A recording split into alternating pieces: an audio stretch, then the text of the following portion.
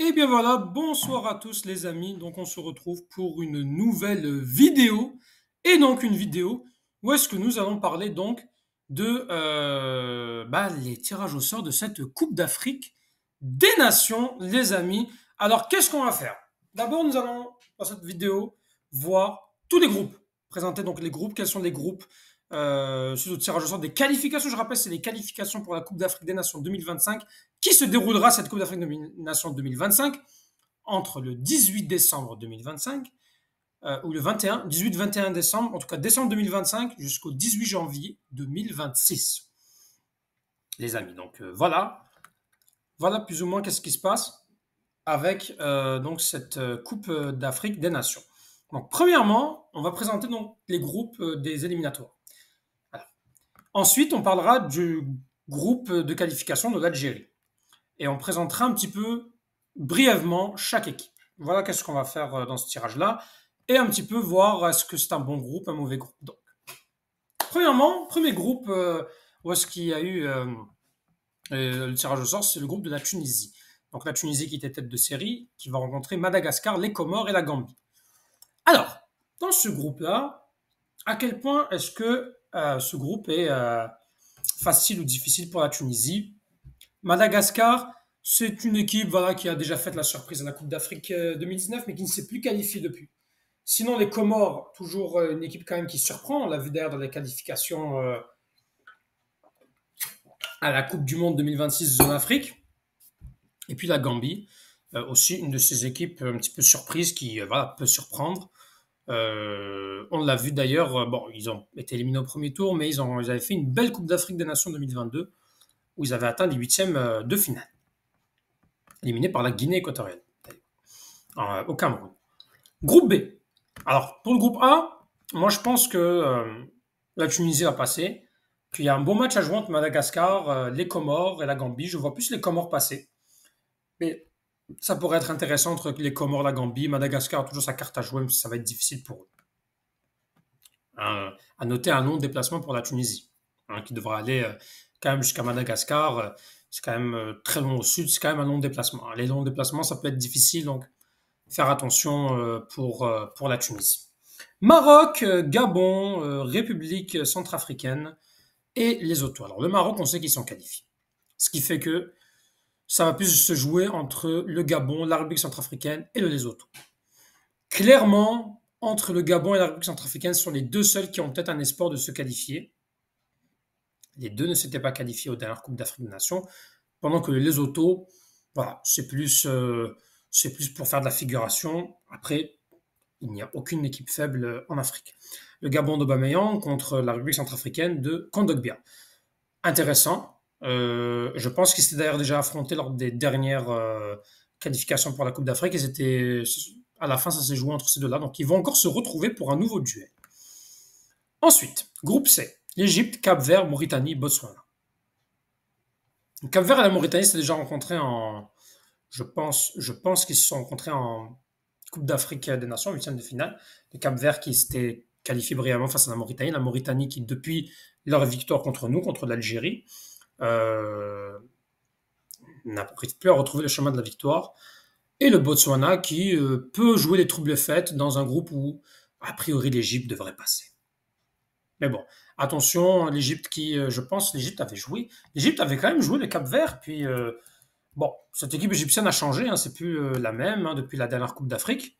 Mais attention quand même, cette équipe du Cap-Vert avait fait une très belle surprise et ça aurait pu être très dur pour eux. Ils ont failli être quand même éliminés. Donc un duel Égypte-Cap-Vert, mais le reste c'est quand même trop faible pour l'Égypte. Nigeria, Bénin, Libye, Rwanda dans le groupe T. Alors Nigeria, Bénin, Libye, Rwanda. Le Nigeria est quand même du meilleur comme du pire. Finaliste à la CAN, a enchaîné désillusion sur désillusion aux dernières qualifications à la Coupe du Monde. À voir. Mais le Nigeria, pour moi, va se qualifier. Je pense que la Libye a son coup à jouer. Quand même, ils ont montré qu'ils étaient quand même très intéressants, avec quand même une belle, de beaux quand même matchs nuls face au Cameroun. Pourquoi pas. Le groupe E, Algérie, Guinée équatoriale, Togo, Libéria, on en parlera juste après avoir présenté le reste des groupes. Groupe F, Ghana, Angola, Soudan du Sud, Niger. À part le Ghana et l'Angola, le Soudan du Sud et le Niger, ça reste quand même très faible. Je ne vois pas comment le Ghana ne se qualifierait pas, puis l'Angola aussi devrait se qualifier. Bon, il y aura peut-être un duel pour la première place, même si ça ne change rien. Les deux premiers, je rappelle, sont qualifiés pour les Coupes d'Afrique des Nations. Côte d'Ivoire, Zambie, Sierra Leone, Tchad. Pour moi, la Côte d'Ivoire va être au-dessus. Ça va être une belle occasion pour eux, en tant que tenant du titre, de confirmer. Alors, ils ont fait quand même de très belles performances au mois de juin dernier, hein, lors des qualifications pour la Coupe du Monde.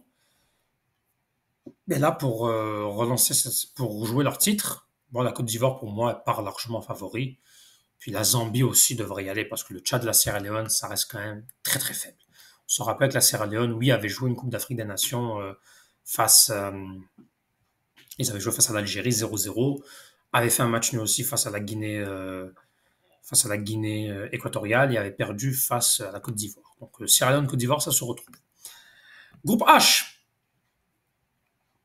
République démocratique du Congo, Guinée, Tanzanie, Éthiopie. Pour moi, c'est un groupe qui va être pas mal difficile. La Tanzanie a son mot à jouer, la Guinée capable du meilleur comme du pire, et la RDC a quand même fait un match face au Sénégal. La Guinée a battu l'Algérie. Après, elle est capable du meilleur comme du pire, elle peut perdre bêtement. Donc, à voir comment ça va se passer. Alors ici, je ne comprends pas très bien ce qui s'est passé. Peut-être il faudrait que je comprenne mieux. Là, je ne vois que 3 équipes dans un groupe. Attends, peut-être il y a eu des équipes qui ont été oubliées. Parce que c'est pas normal. Ah, il y a peut-être le Malawi qui a été... Non, le Malawi n'a pas été oublié. En tout cas, pour vous dire qu'il y a un groupe où est-ce que c'est Mozambique, Guinée-Bissau et Swatini. Bon, s'il n'y a que 3 équipes, pour moi, entre la Mozambique, la Guinée-Bissau et les Swatini, bon, Guinée-Bissau et Mozambique sont largement qualifiables. Les Swatini est le petit poussé de la compétition. Cameroun, Namibie, Kenya, Zimbabwe. Un groupe très facile pour le Cameroun. Très très facile pour le Cameroun. La Namibie, voilà, qui avait joué les troubles faites en battant la Tunisie. Mais le Cameroun, on connaît les Camers, hein, c'est une équipe qui peut nous surprendre et qui, en général, répond présent lorsqu'il s'agit de se qualifier, même si ça joue pas très très bien. Et là, ils ont ramené un nouvel entraîneur depuis le départ de Rigobert Song, à voir. Afrique du Sud, Ouganda, Congo, Brazzaville. Alors là, je ne sais pas pourquoi, excusez-moi, sur le tableau, on me dit qu'il y a... Ah, excusez-moi. Sur Ghana, Angola, Niger, c'était pas le Soudan du Sud, c'était le Soudan. Par contre, Afrique du Sud, Ouganda, Congo, Soudan du Sud. Alors le Soudan du Sud, pour moi, le petit poussé qui va faire la figuration. C'est intéressant. Pour une fois, je pense qu'ils arrivent à ce tour-là. Congo, Brazzaville, Ouganda vont s'affronter. Puis l'Afrique du Sud, ça reste quand même assez solide pour se qualifier. Et enfin, Sénégal, Burkina Faso, Malawi, Burundi. Alors un petit derby entre Sénégal et Burkina Faso, pendant que le Malawi et le Burundi vont, voilà, c'est que du bonus pour jouer face quand même des grandes équipes. Donc voilà. Alors, maintenant, l'Algérie. Alors nous, on est tombé face à la Guinée équatoriale, face au Togo, face au Libéria. Franchement, la Guinée équatoriale, on aurait pu avoir pire. On aurait pu avoir le Burkina Faso. On aurait pu avoir, on aurait pu avoir quand même, à part le Burkina Faso, c'est vrai qu'il n'y a pas eu pire. On aurait pu avoir le Gabon, on aurait pu avoir le Cap-Vert, le Bénin. La Guinée équatoriale, ça reste solide. C'est quand même une équipe qui a battu 4-0 la Côte d'Ivoire. Même si, bon, ils se font éliminer par qui ils se font éliminer déjà, la Guinée équatoriale? Ils se font éliminer par la Guinée? Je pense par la Guinée, oui. Guinée équatoriale foot. Laissez-moi juste vérifier, je pense qu'ils se font éliminer par la Guinée à la dernière Coupe d'Afrique des Nations. En effet, ils se font éliminer par la Guinée. C'est bien ce que je me disais. C'est une équipe qui peut être vraiment dérangeante. Hein.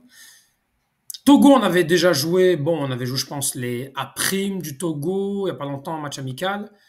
Et le Libéria, le Libéria, c'est le petit pouce. Alors, les historiques des confrontations, pour aller très brièvement.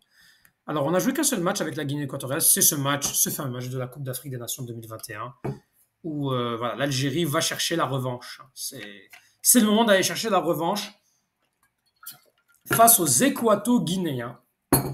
parce qu'on a perdu notre seul match face à eux. Ce match-là qui a signé la fin de l'invincibilité, donc entre de l'Algérie qui était à 35 matchs.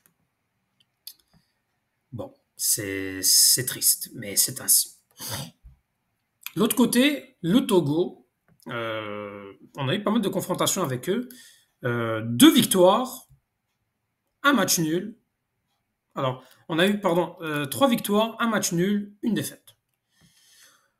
La seule défaite qu'on a eue face à eux, c'était à la Coupe d'Afrique des Nations, à la CAN 2013 en Afrique du Sud. À l'époque, c'était Vaïda Ilozic qui était entraîneur. Le Togo nous avait perdu 2-0 et ils nous ont même éliminés de la Coupe d'Afrique des Nations 2013, alors qu'on avait eu une défaite face à la Tunisie.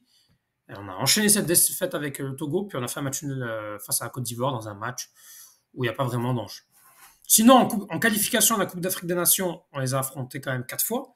La CAN 1994, où l'Algérie gagne 4-0 avec un doublé de Tesfaoud, un but de Barahim et de Zekri. À l'extérieur, on a eu 1-0-0 face au Togo, au Togo. Puis les qualifications à la CAN 2019, alors il y a eu la victoire 1-0, à l'époque c'était Alcaraz l'entraîneur, c'est Mohamed Hani.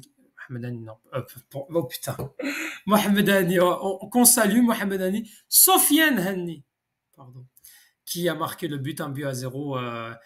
Voilà, l'essentiel c'était les 3 points. À l'époque d'ailleurs c'était Claude Leroy, qui était le sorcier Leroy, qui était donc l'entraîneur. Et ensuite, la première victoire à l'extérieur de Jamel Belmadi au Togo.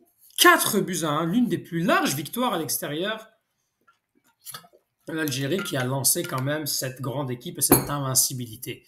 Avec un doublé de Riyad Mahrez, un but de Youssef Attal et un but de Bardad Bounedjah. 4-1. Et enfin, le Libéria. Bon, le Libéria, les amis, dans l'histoire des confrontations, on a 2 victoires, 3 matchs nuls, on n'a aucune défaite. Par contre, nous n'avons jamais gagné à l'extérieur. On les a affrontés en qualification à la CAN 2000 avec un match nul, un but partout, avec un très très beau but de Rafik Saifi.